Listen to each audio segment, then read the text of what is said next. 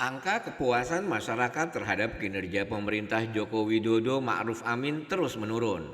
Hal itu berdasarkan survei Litbang Kompas periode Juni 2022, seperti dikutip dari kompas.id Senin 20 Juni 2022 lalu.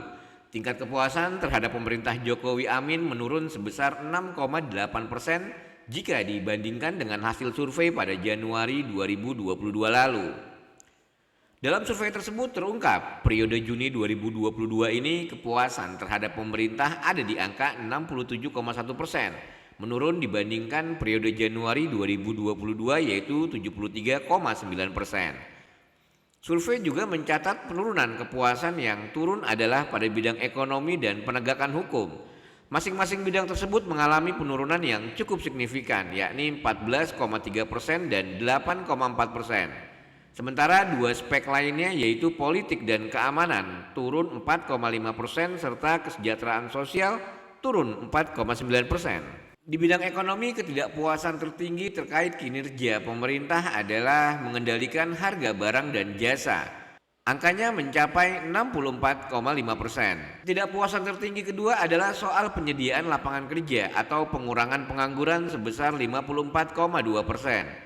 Adapun di bidang penegakan hukum, ketidakpuasan tertinggi dalam hal pemberantasan suap dan jual beli kasus hukum 44,7%, serta pemberantasan KKN 43,2%. Ketidakpuasan publik ini selaras dengan menurunnya keyakinan publik kepada pemerintah Jokowi Ma'ruf. Pada survei Litbang Kompas Januari 2022, keyakinan publik masih sebesar 70,5%, namun pada survei Juni turun menjadi 63,5%. Survei Litbang Kompas dilakukan terhadap 1.200 responden yang dipilih secara acak melalui wawancara tatap muka pada tanggal 26 Mei sampai 4 Juni 2022. Responden yang dipilih menggunakan metode pencuplikan sistematis bertingkat di 34 provinsi di Indonesia.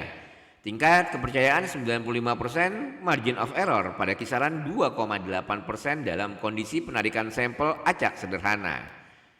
Seluruh indikator yang menjadi instrumen survei Litbang Kompas diyakini karena kesulitan hidup yang dihadapi masyarakat akibat efek domino situasi global. Menanggapi hasil survei tersebut, Kepala Staf Kepresidenan Muldoko mengatakan, situasi global memang memiliki efek yang tidak mudah diatasi.